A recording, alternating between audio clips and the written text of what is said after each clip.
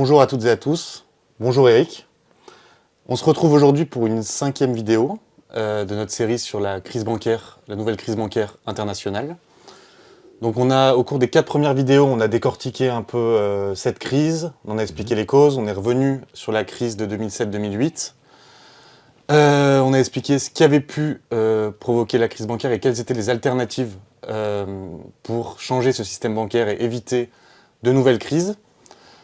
Aujourd'hui, on va plutôt parler des politiques des banques centrales. Oui. Eric, dans les précédentes vidéos, tu as expliqué que la hausse des taux d'intérêt par les banques centrales, donc surtout notamment la Fed et la Banque centrale européenne, avait provoqué, en partie, avait été une sorte d'élément déclencheur à la faillite de 3 banques aux États-Unis et du Crédit Suisse en Suisse. Ça faisait plus de 10 ans, Eric, que les banques centrales pratiquaient des taux d'intérêt relativement bas aux États-Unis et en Europe, avec aussi des rachats de titres de dette souverains et des rachats de produits structurés, qui permettaient d'abonder les banques en liquidité pour leur permettre de sauver leur bilan quelque part, de prêter, mais aussi de spéculer. De continuer à faire du profit, voilà, maximum. Continuer à faire du profit. Depuis 2022, avec l'inflation, la donne a changé et les banques centrales ont augmenté les taux d'intérêt de manière à contrer l'inflation, c'est ce qui se dit dans les discours. Pourquoi elles ont fait ça et est-ce que ça fonctionne, Eric ? Oui, manifestement, l'objectif de contrer vraiment l'inflation fonctionne tout à fait moyennement. Au moment où je parle, on a un taux d'inflation en Europe de l'ordre de 6% par mois, ramené sur l'année, ça reste un taux d'inflation fort important, que les ménages ressentent au niveau des dépenses qu'elles font quotidiennement, parce qu'on sait par exemple que le prix des aliments a augmenté de plus de 15% depuis un an, et certains d'entre eux beaucoup plus que 15%. Le prix de l'énergie, évidemment, le prix de la facture d'électricité, tout ça alors que les prix sur les marchés de matières premières sont revenus à leur situation d'il y a plus d'1 an, mais donc les prix pratiqués par les grandes surfaces dans les ventes aux clients et par les entreprises qui vendent de l'électricité, du gaz, etc., ces prix n'ont pas baissé. Donc d'un côté, il y a une accumulation énorme de profits, et malgré la hausse des taux d'intérêt, puisqu'on est passé de 0% aux États-Unis à 5%, et en Europe de 0% à 4%, c'est une augmentation fort importante, l'inflation reste nettement plus élevée que la période qui va de 2012 à 2021, quelque chose comme ça. Donc, le résultat de l'augmentation des taux d'intérêt en termes de lutte contre l'inflation n'est pas particulièrement probant. Par contre, ce qui est évident, c'est que c'est un facteur de faillite pour une série et de crises pour une série d'agents économiques qui s'étaient habitués à faire du profit par exemple, en s'endettant et avec une dette acquise à un taux très bas, ils investissaient dans des titres de dette donnant un rendement plus élevé, mais à risque, en n'ayant aucun problème de refinancement, et les dettes à risque qu'ils achetaient, qui donnaient un rendement, étaient elles-mêmes remboursées parce que les entreprises qui émettaient ces dettes à risque avec haut rendement arrivaient à se refinancer elles-mêmes. À partir du moment où les taux d'intérêt des banques centrales montent, les entreprises qui émettaient des titres à risque et qui les rémunéraient de manière élevée rencontrent des difficultés pour se refinancer, donc des difficultés de remboursement commencent, ce qui provoque une instabilité du côté des banques. Ce qui se passe aussi alors avec l'augmentation des taux d'intérêt, c'est que comme les banques n'augmentent pas le rendement qu'elles offrent aux déposants, dans le cas des 3 banques des États-Unis qui en mars ont fait faillite, les déposants, qui étaient des gens très riches, ont retiré leur dépôt pour le placer dans des produits plus rentables. Et donc là, ces banques elles-mêmes ont provoqué quelque part leur propre faillite. Si elles avaient rémunéré d'une meilleure manière, les dépôts n'auraient pas été retirés de la même manière. Bien sûr, il y a aussi le facteur augmentation des taux d'intérêt par les banques centrales qui ont joué. Donc il y a plusieurs facteurs. Pour revenir à l'inflation, l'inflation n'est pas réellement sous contrôle, elle reste importante, elle affecte les ménages. Par contre, des éléments de crise se manifestent d'une manière très importante et une réduction de l'activité économique parce que une série d'entreprises entrant en difficulté embauchent moins ou bien licencient pour continuer à faire du profit au maximum. Donc on entre avec cette politique d'augmentation des taux d'intérêt dans une période de grande instabilité financière, une augmentation importante des faillites, sans que l'inflation soit réduite, et une croissance économique qui est quasiment nulle dans certains pays, même avec une récession. Donc on est dans une crise économique extrêmement importante, financière, du côté de la finance et du côté de la production. Mais du coup, si la hausse des taux d'intérêt ne permet pas de contrer l'inflation, ça veut dire que le fait que les taux d'intérêt étaient bas auparavant et que il y avait un grand niveau d'endettement dans l'économie ne jouait pas vraiment sur l'inflation.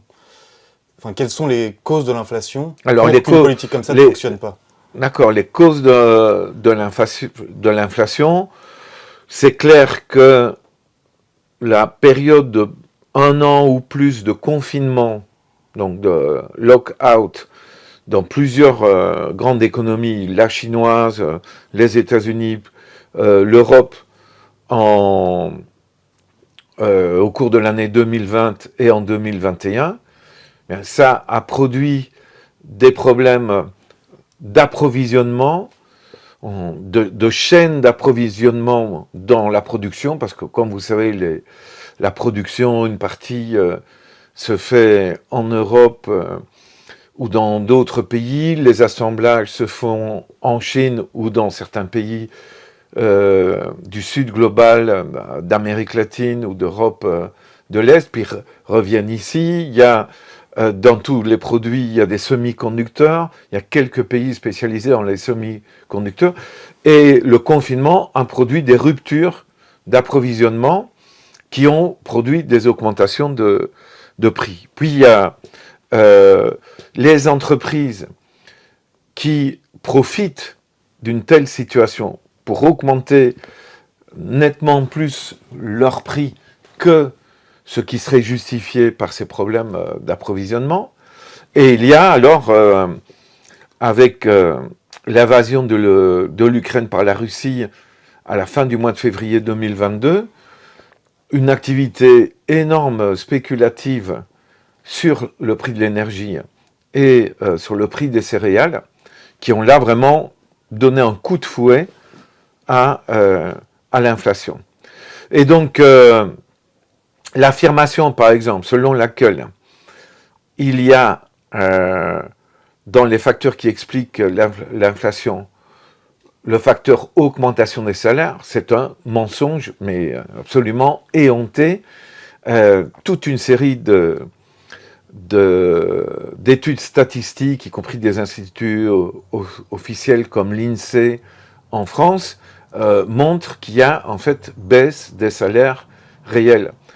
Qu'il y a dans certains cas, comme il y a eu reprise économique, les travailleurs et les travailleuses ont tendance à essayer de récupérer un peu de pouvoir d'achat en demandant des augmentations de salaire et obtiennent dans certains cas certaines augmentations, mais en réalité le pouvoir d'achat du salaire baisse vu l'inflation réelle qui est nettement supérieure au petit taux de récupération des salaires. Donc les salaires ne sont en aucune façon un élément d'explication de l'inflation. Mais si vous écoutez Christine Lagarde, présidente de la Banque Centrale Européenne, ou Jay Powell, le président de la Réserve fédérale des États-Unis, eux, ils mènent une politique de propagande relayée par une série de médias et de gouvernements qui disent les salaires augmentent trop rapidement, le marché du travail est trop resserré, c'est-à-dire qu'il y a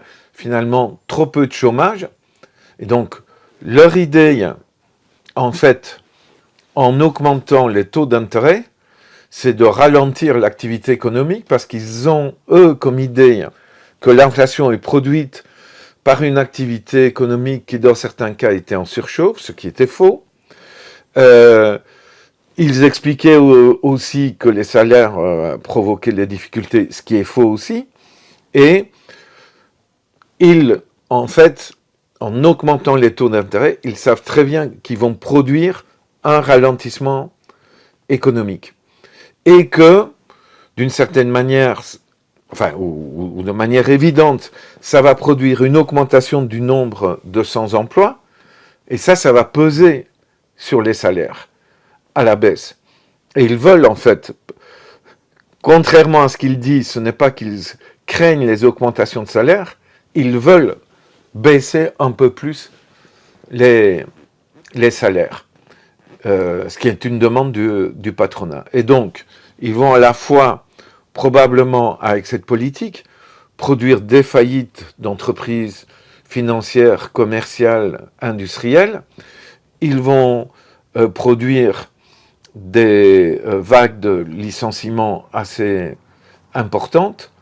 Ça va produire une perte de pouvoir d'achat et une précarisation approfondie, puisqu'elle est déjà très forte, des contrats de travail et des conditions de travail de centaines de millions de personnes à l'échelle de la planète. Justement, tu expliques dans Bankocratie, donc c'est un livre que tu as écrit en 2014, Ouais. qui est disponible sur le site du CADTM. Tu expliques que quand les taux d'intérêt sont bas, enfin je simplifie, mais quand les taux d'intérêt sont bas, les banques ont beaucoup de liquidités pour spéculer et que ça a tendance à créer des bulles spéculatives et à faire gonfler des bulles spéculatives. Et que quand les taux d'intérêt sont plus bas, ça augmente les chances de faillite bancaire. C'est ce qui est en train de se passer. Quand les taux sont plus hauts, tu veux dire. Quand les taux sont plus hauts, pardon. Mhm. Les chances de faillite bancaire sont plus élevées. Oui.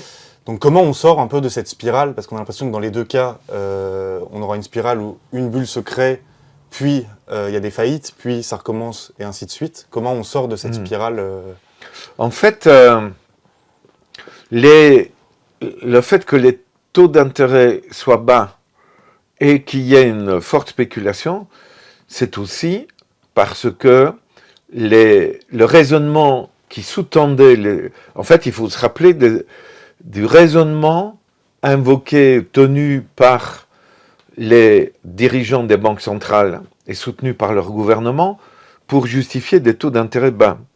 Ils disaient, en pratiquant des taux d'intérêt bas, on va encourager les banques à octroyer des crédits aux consommateurs lambda pour acheter, renouveler leur bagnole, acheter des maisons, consommer plus. Les banques vont aussi augmenter leurs crédits aux petites et moyennes entreprises, qui représentent une partie importante de l'emploi. Donc ces petites et moyennes entreprises vont produire plus et vont augmenter l'emploi et créer de la croissance économique. Et les grandes entreprises aussi vont pouvoir se financer. En fait, on s'est rendu compte que les taux d'intérêt bas n'ont pas été utilisés par les agents financiers, donc les banques notamment et les marchés financiers qui y avaient accès pour investir dans la production réelle, mais plutôt dans la spéculation. Ils n'étaient pas intéressés à produire dans la production réelle et augmenter donc la croissance économique pour différentes raisons. un taux de profit qu'il considérait pas suffisamment important dans la production et comparait au taux de profit, aux bénéfices qu'il pouvait faire dans la spéculation. Et il se disait, si je spécule, mais je fais des bénéfices plus importants que si je me risque à investir des montants importants pour acheter des machines, pour réaliser pour embaucher du personnel, etc. Si j'achète des titres financiers qui donnent un rendement supérieur, ben, c'est très bon pour moi en termes de bénéfices. Et tous ces titres, vu qu'il y a une grande liquidité sur le marché, je peux les revendre facilement. Tandis que une machine que j'ai achetée, qui est mise en activité et qui ensuite débouche sur une production, puis doit être vendue sur le marché, mais il n'y a pas assez de pouvoir d'achat pour que les gens l'achètent, ben, je ne suis pas sûr de faire du profit. Donc, je spécule. Et effectivement, depuis 10 ans, il y a une spéculation renforcée, ou en tout cas permanente. Parce que je dis renforcée et permanente parce que là, ce qui a précédé la crise antérieure, c'était aussi de la spéculation. Donc en fait, la politique des bateaux d'intérêt n'a pas relancé l'activité économique largement, parce que les intermédiaires financiers, les banques, n'ont pas augmenté massivement les crédits pour de la production réelle ou pour de la consommation de ces produits. Ils ont spéculé sur les actions en bourse, sur le prix des céréales, y compris ce qu'on appelle les produits financiers futurs concernant les céréales. C'est-à-dire qu'on vend des stocks de céréales qui ne sont pas encore ensemencés, qui n'ont pas encore poussé, qui n'ont pas encore été récoltés. On achète des stocks de céréales qui seront récoltés dans 3 ans, dans 4 ans ou dans 5 ans et stockés à ce moment-là. Donc une spéculation débridée. Les banques, aussi les fonds d'investissement, achètent des stocks énormes de gaz liquide parce que les prix augmentent et ils font augmenter les prix en achetant des stocks, puis les vendent quand les prix sont encore élevés, ce qui finalement alors provoque une baisse du prix du gaz sur le marché des matières premières, mais qui ne se relaye pas pour le consommateur et les consommatrices. Donc on voit que cette spéculation a des conséquences absolument négatives pour la société, pour les consommateurs et consommatrices, surtout des classes populaires. Et donc, on est dans un cycle permanent qui est essentiellement spéculatif et pas réellement lié à la production. Par exemple, on aurait pu imaginer que la production des énergies renouvelables pour entamer la bifurcation en termes de production énergétique pour essayer de résoudre la crise climatique et la crise écologique, on aurait pu imaginer qu'il y aurait de très grands investissements de ce côté-là. Et c'est pas vrai, c'est pas ce qui se passe. Merci Eric. Toute dernière question, on sait qu'un État fait rouler sa dette, donc ça veut dire que quand un État emprunte par exemple une somme sur 10 ans, il va rembourser chaque année ses intérêts, et au bout de la 10e année, il va rembourser la totalité de la somme empruntée au début. Donc ça signifie que même si un État s'endette quand les taux sont très bas, bah, si les taux augmentent, quand l'État va devoir refinancer sa dette, donc rembourser le principal, donc les sommes empruntées plusieurs années auparavant, il se réendette, et là, sa dette explose, car les taux d'intérêt ont explosé. Donc comme les taux d'intérêt ont explosé et qu'un État fait rouler sa dette, est-ce qu'on peut s'attendre dans les prochaines années, quand les États vont devoir se refinancer, rembourser leurs dettes, et qu'ils vont réemprunter pour ça, à une explosion de la dette publique, donc à qu'elle redevienne, même si elle a toujours été prétexte à l'application de politiques d'austérité, baisse des finances publiques, baisse des budgets sociaux, etc., privatisation. Quelles conséquences ça peut avoir dans le sud et dans le nord, et voilà, et ça sera aussi l'objet de notre prochaine vidéo, donc C'est pour lancer un peu sur la prochaine vidéo. Oui, mais donc là, je vais me concentrer sur le Nord, sur nos pays, donc Europe, Amérique du Nord, Japon. C'est clair que l'augmentation des taux d'intérêt a un effet déjà maintenant en matière de renchérissement du coût du refinancement. Parce que des emprunts faits à du 1,5%, 1%, 1,5%, il y a 9 ans, viennent à échéance, ou il y a 5 ans, ou il y a 2 ans, les États empruntent à 2 ans, à 5 ans, à 10 ans, quelquefois à 30 ans ou à plus. Mais généralement, c'est à 2 ans, à 5 ans, à 10 ans, disons. Et puis, il y a du roulement aussi tous les 3 mois. Mais les titres à 2 ans, à 5 ans, à 10 ans, eux, ils sont passés de 1,5% ou 1%, et dans certains cas, comme l'Allemagne et la France, ils empruntaient même à taux négatif. Maintenant, on passe à des taux réels, du 2,5%, du 3%, du 4%. Donc, l'augmentation des intérêts à payer se marque déjà maintenant sur les emprunts passés à taux très bas, arrivés à échéance, qu'il faut refinancer en émettant des nouveaux titres où il faut promettre du 2, du 3% aux fonds d'investissement qui vont acheter ces titres. Donc, le coût de la dette publique des pays du Nord, des régions du Nord, des entreprises publiques du Nord, des municipalités, tout ça est en train d'augmenter d'une manière très importante. Pour que ça devienne un facteur d'étranglement financier, il faudra encore un certain temps, mais la situation est en train de passer dans le rouge d'une manière évidente. Et donc dès aujourd'hui, la droite est en train d'utiliser cet argument, la droite dans les parlements, etc., où les gouvernements de droite sont en train de dire vous savez, vous le public, pour vous sauver face à la pandémie,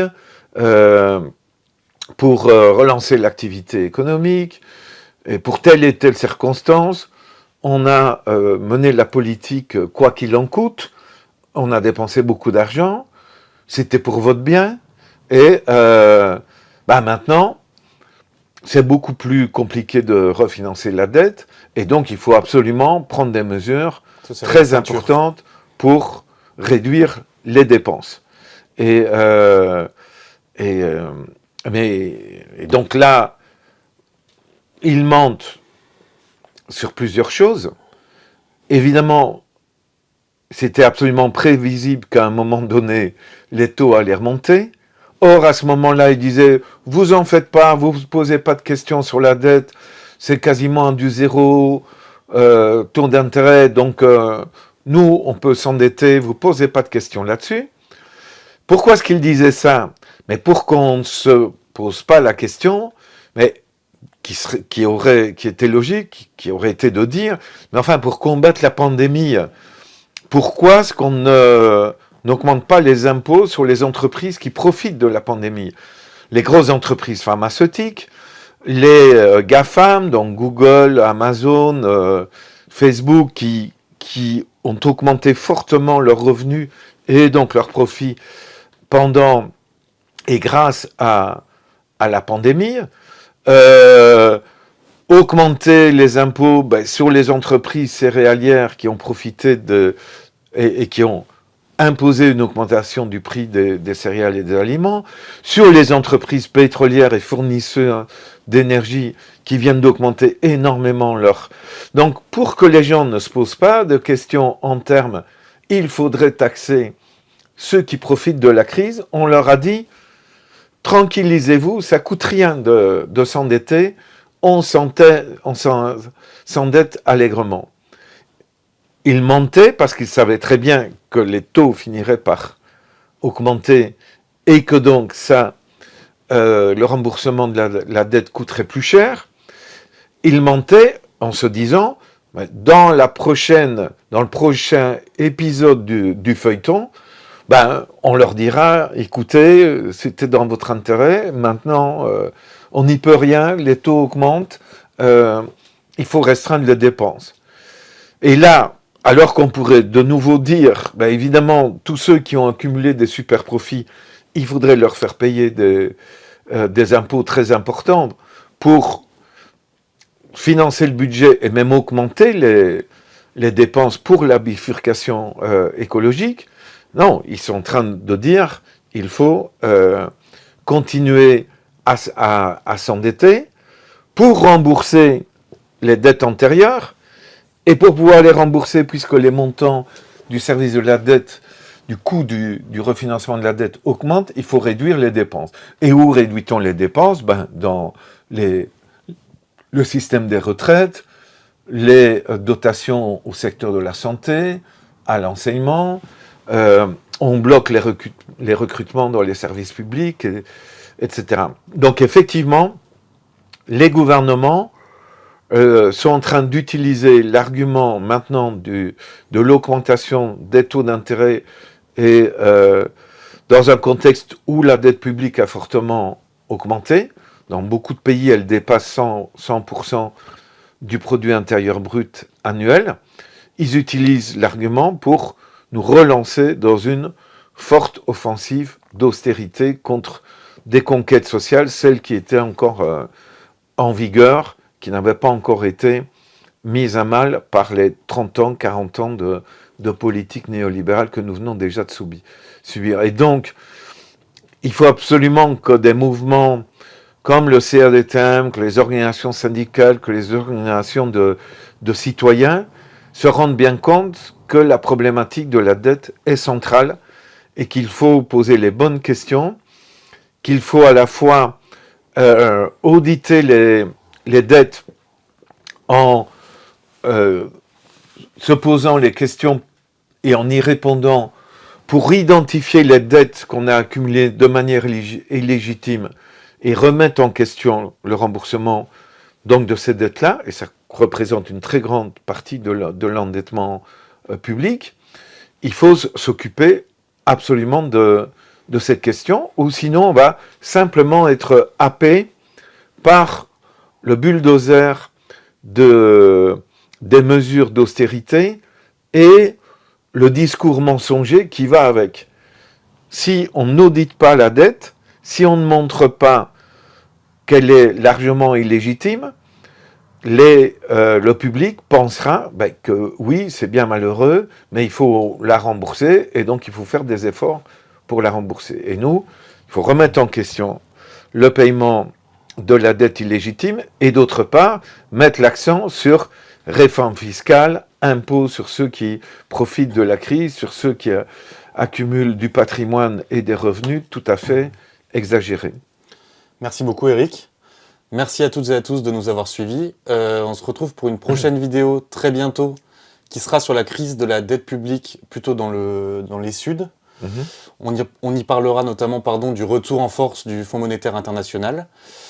Merci encore et à très bientôt.